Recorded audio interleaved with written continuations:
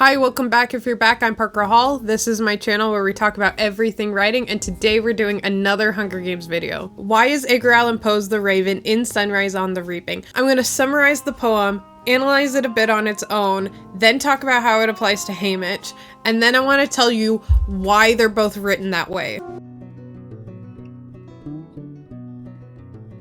The Raven was written in 1845 and it put Poe on the map. It made him super famous but not rich at all. It's an American ballad and I'll talk to you about how that's different than English ballads after the poem. I'm gonna summarize it quickly. If you want to skip ahead, fucking go for it. One midnight, a man is falling asleep reading when he hears a tapping on his door. He thinks it's a visitor. He is telling this story in the future and he's remembering that it was December and his fireplace was full of dying embers. He was trying to read so that he could be distracted from his grief of losing Lenore. The rustling of the curtains freak him out, so he repeats that it must just be a visitor. He gets up the courage to call out to them and he asks for forgiveness. He opens up the door and only sees darkness. He stares into the void in silence, whispers Lenore, and it echoes back at him. He closes the door and the tapping comes back louder. He thinks it must be his window lattice in the wind. Outside the window is a raven. It flies in and lands on a bust of Pallas above the door. He kind of has a sense of humor about the raven at first. He says, like, you're not that scary, and the raven says nevermore. The narrator doesn't really understand this. He thinks the bird's name might be nevermore. The narrator wonders if the raven's whole soul is in the word. Maybe it has all the meaning in the world. He mutters that his friends have all left him in the past. The bird will probably leave him too, just like his hopes have left him. The bird says nevermore. Then the narrator thinks that this bird must have heard that word from a past owner, and the word actually has no meaning at all. He pulls up a chair in front of the raven and focuses in on it. He wants to understand everything that's happening and why the raven is saying nevermore. In this focus, the raven's eyes are burning into him and he feels the velvet of the chair and thinks about how it's the same velvet his love used to put her hands on. Then the air gets denser and it's perfumed by an angel who is walking around the room. He says, God lent you to me to ease my pain of losing Lenore, and you're gonna help me forget my grief with the potion, right? The raven says nevermore. And he gets big pissed. This is the climax of the poem. He calls the bird evil. He thinks that it's denying him any relief by saying nevermore. He asks if there's a chance of being healed from this pain, and the raven again says nevermore. The narrator calls the raven evil again, asks if he and Lenore will be together in heaven, and the raven again says nevermore. He tells the raven to get out of his house. Don't hurt me anymore. Go back to hell. The raven says nevermore. The raven doesn't move from the bust of Pallas. His eyes are like demons. The bird's shadow is cast across the floor. The narrator collapses and lays down under the bird's shadow, never to get up again.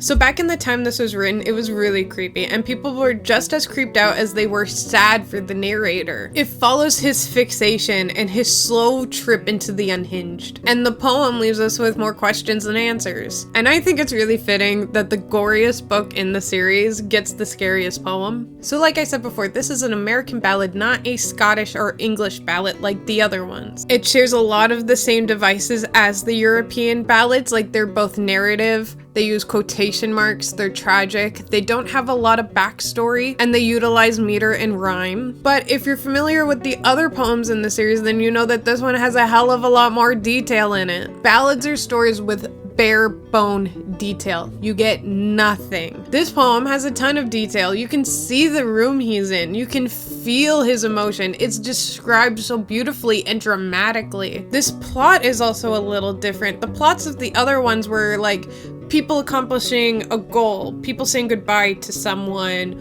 like a conflict being resolved. This one, the conflict is obviously not resolved. And there's not much plot other than him just asking questions to a bird. So American work is obviously influenced by English and European work. They share a lot of genres, they share a lot of traditions. But Americans wanted to set themselves apart from Europe, especially after the war. So they looked for a way to create their own identity, and they did it a lot through art. So American authors would take things like an English ballad and they would turn it and they would change it from its normal tradition. This is also where short stories came up. Short stories were starting kind of around when America was being formed in England and in Europe, but they weren't a big thing then. People really weren't taking them seriously. Then Americans actually took over the form, solidified the genre as we know it today, and Poe was actually one of the first authors to really do that. He even wrote about what it would take to write a good short story. And like, I don't know how many people are aware that short stories are actually super recent. The backdrop of this poem is fucking set. And the main way it does this is pathetic fallacy. Pathetic fallacy is when the emotions and the inner life of the narrator is projected onto nature and objects around him. So you have it being a really bleak, stormy, windy December. You have the embers in the fireplace dying and leaving little life. Everything around the speaker is reminding him of death. This entire poem is woven out of the concept of death. If you're wondering why there's quotation marks in a poem, well, that's because it's a ballad. Ballads use quotation marks to lend credibility to the author. It's the author trying to say, hey, this really happened, in like a weird suspense of disbelief kind of way. Like, you seeing quotation marks makes you think that someone actually said these words. And that is such a strange choice for this poem, and by strange I mean wonderful. It seems like this poem does not want you to believe what happened. It gives you 3 different ways to not trust the narrator. The first one is that it starts with the narrator nodding off. He's reading and falling asleep and then waking up to the tapping. So that can set in your mind that maybe he's dreaming these events and he didn't wake up. The second way also happens early on. We see that he is recounting this event from in the future. He is telling someone this. So is it a story he's made up? Are his memories accurate? The third way is in the genre itself. Ballads usually come with a little bit of supernatural. It usually comes with ghosts or spirits or some kind of talking to the afterlife or some kind of witchcrafty shit. So you can ask yourself, okay, is this supernatural shit actually happening because it's a ballad? Or am I being misled? There's no way to know if one of these are correct or if any are. That's kind of the point. The quotation marks want you to believe that this is real, but the events of the poem and the genre make you question it. So you're kind of in like this mental conflict of trying to understand, which means that you are doing exactly what the narrator is doing. Another source of conflict in this poem is the narrator's rationality. We see him start off really rational. He thinks, oh, it's just the wind. It's just a visitor. I'll just say her name into the void and then go sit back down. Oh, it's just a bird. Oh, he's only saying nevermore because he heard that from an owner. What a very rational explanation for all of this weird shit. Then at the end, he's crashing out. The poem has a visual metaphor for his kind of conflict with rationality and understanding, which is the raven flying on top of the bust of Pallas. If you're wondering what Pallas means, it's an epithet for the Greek goddess Athena. Some older authors, especially back in like Homer's day, and especially coming up to the resurgence of like neoclassicalism and all that shit, they would use the word Pallas instead of Athena, or they would use them together. It's a really old title for her that came from ancient Greece that could be due to one of 2 myths. One is that Pallas was the name of this huge giant that Athena took down, and then Athena named herself Pallas in order to like have a badge of honor, be like, yeah, I took down that one. I'm wearing the name now, hell yeah. The other one, and the one people actually like a lot more, is that Athena had a childhood best friend named Pallas, who was the daughter of Triton, who is the son of Poseidon. So Poseidon's granddaughter. Athena was battling Pallas as like a training thing. They were both warriors. And Athena accidentally kills Pallas. So Athena takes on her name in order to honor her and to keep her friend with her. So I want to point out that Poe is using a name for Athena that is steeped in grief and regret. We all know Athena, right? She's the goddess of wisdom and knowledge and like being rational. So why did this guy have a bust of her? It's because he's a nerd. Like, the poem literally wants you to think, wow, what a nerd. That's why he falls asleep reading and tries to get distractions within books, and that's why he calls upon all these old references. Like, he also says Balm of Gilead, and he also says Nepenthe, which we will very much get into. Like, he has all these old references, and he has all these books and bookshelves everywhere. Like, he's a fucking nerd. And that's a good place for him to start out with, because he's supposed to be this rational, calm guy that we can trust. So right, the narrator sees the raven sit on top of Athena, and then understands that this bird will only say one word, and he tries to understand where this one word is coming from. But at the end, the narrator is screaming questions at the raven. He is screaming, will I ever be with my love again? Will I ever be out of this pain again? And he asks these questions knowing that the bird will reply with nevermore. And then he gets mad at the answer from a fucking bird. The raven sits on top, refuses to leave. He will not get off. At the end of the poem, he is still sitting on Pallas. This is the raven kind of making fun of what Athena stands for, making fun of the idea that we could understand everything. I don't know. I kind of think that this poem is about what happens when we try to understand the unknowable. We want to understand, will I be with my love again in the afterlife, right? You can't know that from where you are. All these things about love and life and death, these aren't things that we can know. So trying to analyze them is something that would drive you crazy. The poem ends with a very strange image. The raven still on top of Athena, its shadow cast across the floor. The narrator falls and lays under that shadow, and then we have the line, shall be lifted nevermore. So that means he's not going to get back up. I think it would be a mistake to consider him dead at this point. I think it's just he's metaphorically dead. His grief and his love, and his lack of understanding has taken all the hope and will from his life, so all he can do is lay under the shadow. Also, light in old poems like this usually mean understanding. It usually means knowledge, and now he is under the shadow. There's no light getting to him right now. This is a side note a little bit about this poem. There's lots you can analyze within it. 100%. There's a lot here. Poe, you know, he did put a lot into this poem. I do think it's written very, very well. I do want to say, though, that he has written an essay about writing this poem, which we will get into later to compare to Sunrise on the Reaping. But he writes in it that self-torture is delicious. We want to see these kinds of noir gothic men torture themselves poetically and dramatically, especially for their love, especially in grief. So him yelling questions at the bird and just hearing nevermore, that is part of that delicious self-torture. That is part of the aesthetic he wants to establish in this poem. Like I said, there's lots to analyze for real in this poem, but I think some other stuff that we might read too much into is just Poe trying to get the vibe right.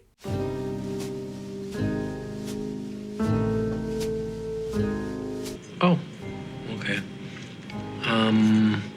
Embrace the probability of your imminent death, and know in your heart that there's nothing I can do to save you. I think that's enough of that. You made me spill my drink. Brand new pants. So I do want to talk about how Haymitch is like and unlike the narrator, but first I gotta talk about one scene. So Haymitch is at the Capitol building and Plutarch is showing him around, and there's all those shelves of alcohol, whatever, and Haymitch is walking around saying, I'm not an alcoholic, and then he sees a label and picks it up. It's called Nepenthe, says Plutarch. You probably haven't heard of it. You'd be wrong there, Plutarch. Not only have I heard of it, I know it from the poem that gave my love her name. I'm tired of being patronized, so I decide to put him in his place. You mean like quaff, oh quaff, this kind, Nepenthe? Plutarch's eyebrows shoot up in surprise. He completes the line, and forget this lost Lenore. Of course, it's unclear in the poem if Nepenthe's the liquor or the drug added to the liquor, he continues. I remember having the same discussion with Lenore Dove. She said quaff means to drink, usually something with alcohol. And the guy telling the story in the song is trying to stop thinking about how he lost his true love. I think the important part is it makes you forget terrible things, I say. So I need to correct Plutarch for a second, because that's not what the poem says. That's what this poem says. And if you think that's nitpicky, yeah, So, Nepenthe is brought up in the Raven once. Then methought the air grew denser, perfumed from an unseen censer, swung from a seraphim whose footfalls tinkled on the tuft floor. Wretch, I cried, thy God has lent thee, but these angels he hath sent respite and nepenthe from thy memories of Lenore. Quaff, oh quaff this kind nepenthe, and forget this lost Lenore. Quoth the Raven, nevermore. Alright, what is nepenthe? It's nothing. It's literally made up. In Book 4 of the Odyssey, Helen, like Helen of Troy, puts the nepenthe in Menelaus's glass for him to forget the fallen soldiers and his lost friends throughout the years and from the war. It varies a little bit on what nepenthe actually is, depending on like the translator. Sometimes she's putting like a drug into the glass he's already drinking. Sometimes it is the liquid itself. In the Raven, it is not clear to be either. The narrator just calls out that he wants some nepenthe, and when you Google it, it just says potion. And when he says quaff, oh quaff this nepenthe, it could be him, and we don't know this, right? It's not narrated like that. It's literally just his dialogue, but he could be picking up a bottle of alcohol in that moment and drinking it while he says that, or whatever. Like, we don't know, that's not part of it, but he is asking basically just to forget this grief. When Plutarch says, we don't know if it's something added, we don't know if it's the alcohol, we don't know, blah, blah, blah. Well, you wouldn't know from the Raven, but that has nothing to do with the Raven, right? That seems like he's referring to the Odyssey without even mentioning the Odyssey. Like, that feels like a bit of a stretch, but I feel like Susan Collins would refer to the Odyssey. Also, quaff does mean to drink alcohol. It means to give it like a hearty, like you're getting it in there, like you're taking a swig. It means drinking. But here's a reason to hate poetry. Just because it says quaff does not mean it's alcoholic. It could be him referring to how people deal with grief in real life, and not that nepenthe is actually an alcoholic drink. But it's unclear.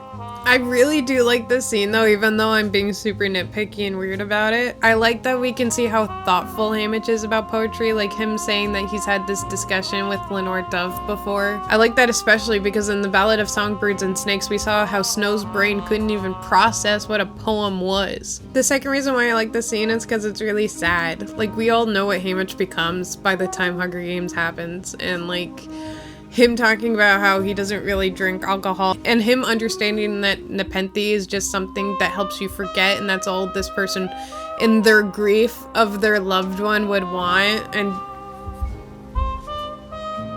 he's too precious. Alright, thank you for letting me ramble about that. Oh my god.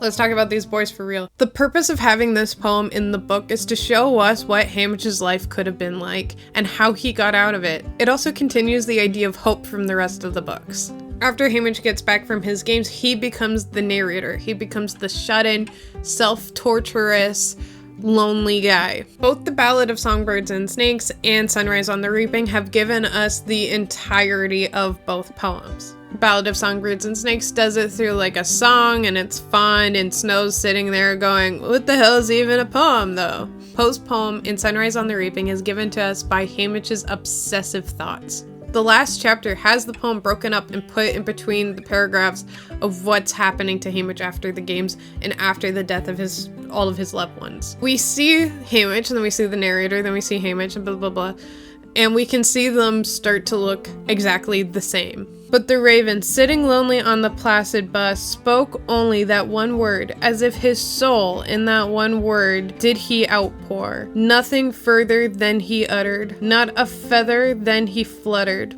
till I scarcely more than muttered, other friends have flown before. On the morrow he will leave me, as my hopes have flown before. Then the bird says nevermore. Then we see Haymitch. I drive away anyone and everyone who could have ever been considered dear to me. Old neighbors, Hattie, customers, schoolmates, Blair and Burdock hang on the longest. Blair finally acknowledges the truth of my position, gives me one final hug, and leaves sobbing. Burdock insists on showing up. I resort to throwing rocks hard at them. It takes one hitting Astrid on the forehead. blood pouring down her face, to finally get them to leave me alone. Hurting her that way feels worse than anything I did in the arena. Haymitch gave up all hope on friendship, love, and stopping the games. The climax of the poem happens right when he's telling Plutarch that he needs to find somebody else. He can't be his, well, Mockingjay. He can't be the guy that'll stop the games. I have nothing left. And Plutarch says, well, now you have nothing to lose. You can fight. Like, this is a good thing, Haymitch. And Haymitch is like, fuck off. And I think it's awesome that the books really disprove this. Like, Katniss had everything to lose, and that made her fight so much harder. She had her mom, her sister, other tributes like Rue. She had Peeta. She had Gale. She had all of District 12, it turns out. It turns out she could lose the entire district. And then later she had Finnick and the others. And every time something happened to one of them, every time she had more people to give a shit about, she would fight harder. The book is saying you shouldn't just be hardened. You shouldn't be used to the horrors of the world. You shouldn't be this lone soldier.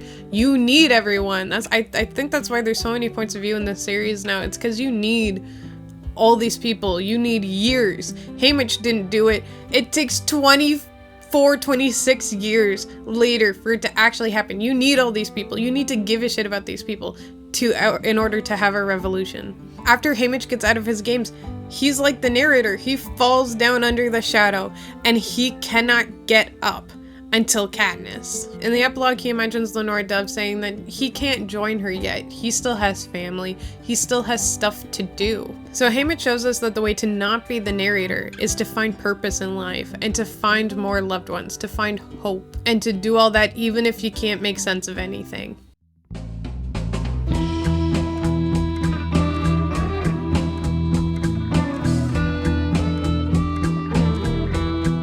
The Raven and Haymitch's backstory were both written to be the saddest things you've ever read, and they were done very strategically. So the essay I mentioned before about Poe writing about how he wrote The Raven, that's called The Philosophy of Composition. He sat down one day and said, I'm going to write the most popular poem in the world, so I need every single element of this poem to be strategic. I need to think out what would be the most effective way to write every single thing in this poem, from the tone, the subject matter, the point of view, to the amount of lines he had. The work proceeded step by step to its completion with the precise and rigid consequence of a mathematical problem. Seriously, if you were a fan of Poe, I have the link to this essay down below from the Poetry Foundation. Please go read it. It's crazy. So he wrote about, in this piece and in other pieces about writing, that short fiction, like poems or short stories, because you read them in one sitting and because they are so compact, they need one effect. They need to put one effect into the reader. All the characters, all the plot, all the tone, every single word in that piece has to go towards creating one effect, and that is the only way to have an effective piece. And this is still taught in schools. When I learned how to write short stories in university, they taught us Poe. So in this paper, he goes down the list of aspects that make up a poem, and he decides on the best way to do each of them. So he asks himself, what is the best effect to put into the reader? Which one is the most compelling and will make this the most popular poem ever? And he decides on the beautiful. That pleasure, which is at once the most intense, the most elevating, and the most pure, I believe, found in the contemplation of the beautiful. Then he asks himself, okay, what's the best tone to deliver this effect? Beauty as my province, my next question referred to the tone of its higher manifestation, and all experience has shown that this tone is one of sadness. Beauty of whatever kind in its supreme development invariably excites the sensitive soul to tears. Melancholy is thus the most legitimate of all the poetic tones. So basically that all just means I'm going to write an intense and sad poem about something pure and beautiful. He asks himself, okay, I have beautiful and I have sad. What is the best subject matter for this? What will the plot be? And this part, this quote, oh my god, fucking sent me. Oh my god. I asked myself, of all melancholy topics, what according to the universal understanding of mankind is the most melancholy? Death was the obvious reply, And when, I said, is the most melancholy of topics most poetical? From what I have already explained at some length, the answer here also is obvious, when it most closely allies itself to beauty. The death, then, of a beautiful woman is unquestionably the most poetical topic in the world, and equally is it beyond doubt that the lips best suited for such topic are those of a bereaved lover. People like to think that Poe was the narrator. That he's this self-tortured, gothic, gloomy little guy that he's just in his room crying black ink and... No! No, he wanted you to think this way. He wrote those poems that way so that you would look at him and go, oh, he must be that way. He wasn't gothic. He was poor. Also, fun fact, his wife was alive when he wrote this. People like to say that this poem was, like, inspired by the loss of his wife. His wife didn't die for another 2 years after this poem was published. And I don't blame people for saying that or for believing that. I feel like it just gets said so much we don't even question it. We're just like, oh, that makes sense. And like, it's so commonly said or believed, like whatever. And part of me really respects this.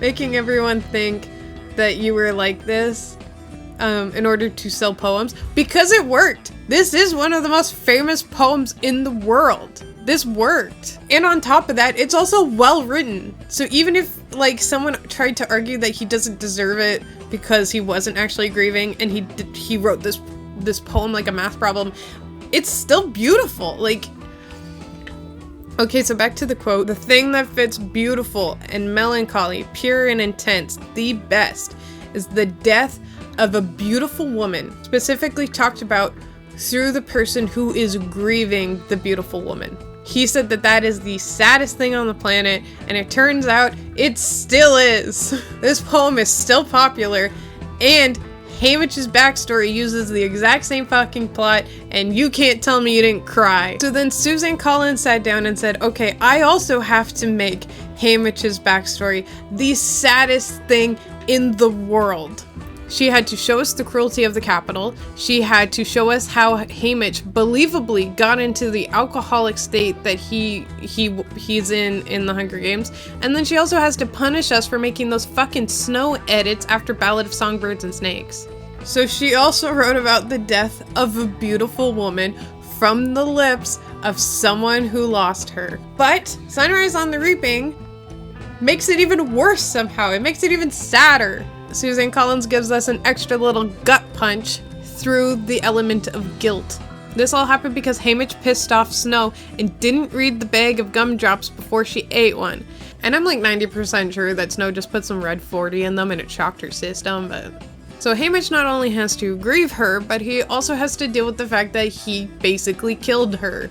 Then Suzanne Collins said, how do I make it even worse? She gave us an ending only found in the most heartbreaking of classical tragedies.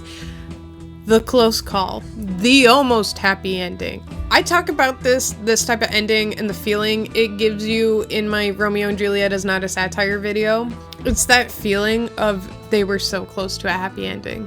If he had just read the bag, if she had just not eaten a gumdrop so quick, if he had just gotten her to spit it out a little faster, that so close to living happily ever after is what tragedies are built off of.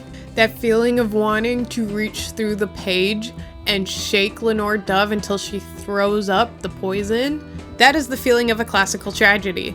You were sad, heartbroken, and frustrated.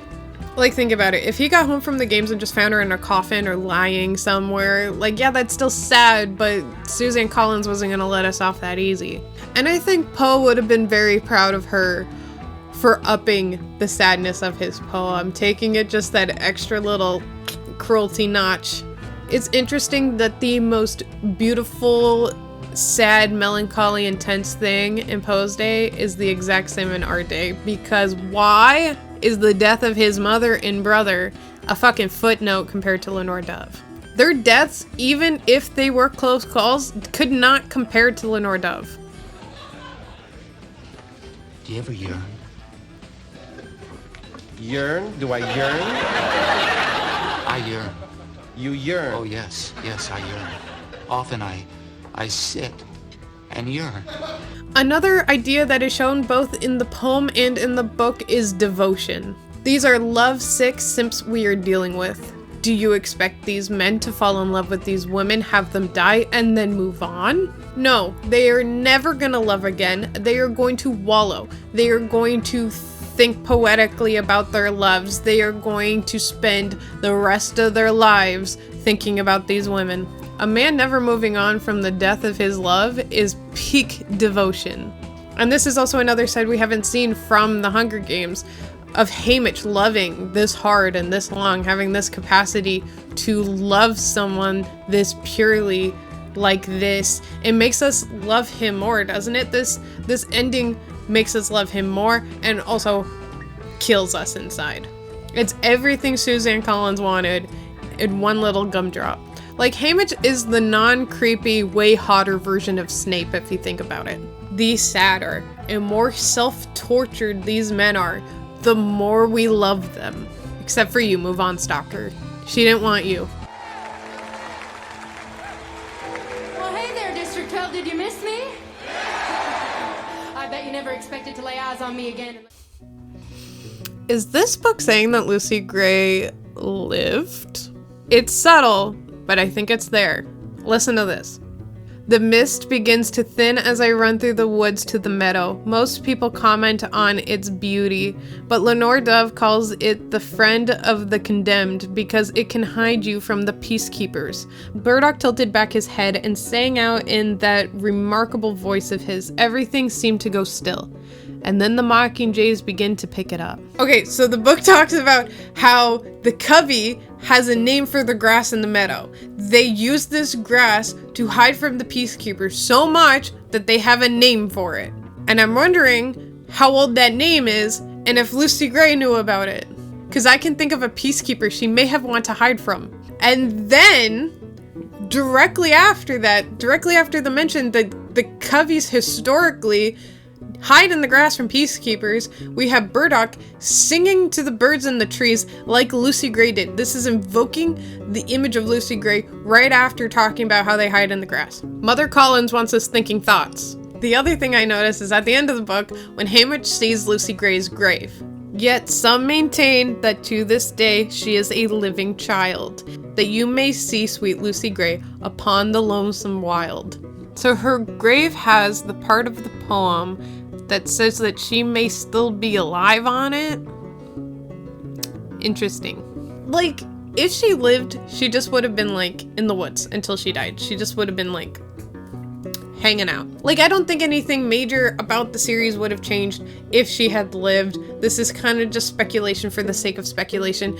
And I gotta fucking tell ya, I hate the theories that talk about if Katniss is related to Lucy Gray or if she's fucking related to Snow. Like, they had like Lucy Gray was fucking pregnant when that was going down. All I gotta say is those better be rage bait. So I don't know if this book is saying that she's alive. I just think it's really interesting that Suzanne Collins used this book to put ideas into our heads about her probably still being alive. I just thought that was an interesting choice. I ate breakfast today, which is pretty out of character for me, so I was able to get through this whole video without feeling like I was gonna pass out. Like, I feel... Turns out breakfast is important. Thanks for coming over. I hope you liked the video. If you haven't read The Raven, go read it. It's good. Let me know what other kind of videos you want to see. I talk about anything writing. Go check out my Patreon if you want to see me cut my own hair at 2 a.m. or if you want to see the video I made about the Covey kids. I have a lot of free stuff on there now. There's free stuff. You don't even have to be a member. There's stuff on there now for everyone. Also, go check out my boyfriend's channel. He's making a lot of Pokemon design videos right now. He had made Pokemon Pokedex videos. Now he's doing design ones, and I think you guys will like it.